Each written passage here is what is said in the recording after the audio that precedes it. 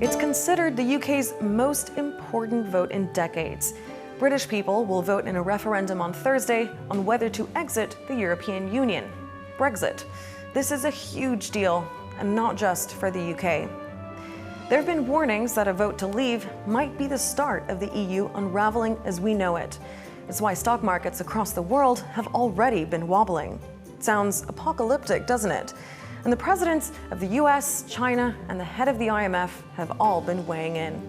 So how did we get here? Well, the UK's marriage to the EU has been a bit rocky for a long time. One party, the UK Independence Party, was even created to campaign for a permanent divorce. So in 2013, British Prime Minister David Cameron was worried about losing support to UKIP.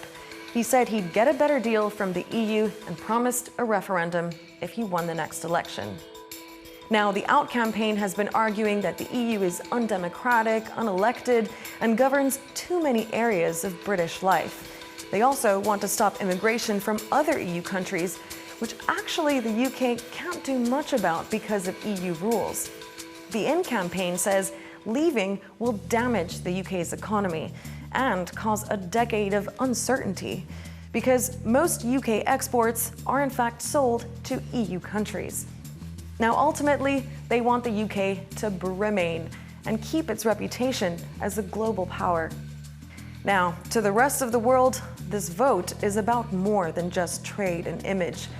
If the UK breaks away, we could see other countries start staging referendums, a kind of domino effect, according to analysts. Awkward, because that's not the only problem Europe has right now. Anti-EU feelings are bubbling up across the bloc. Many people want the EU as an institution to be more democratic and accountable. So the EU might need to make some tough calls pretty soon, whether it's in or out for the UK.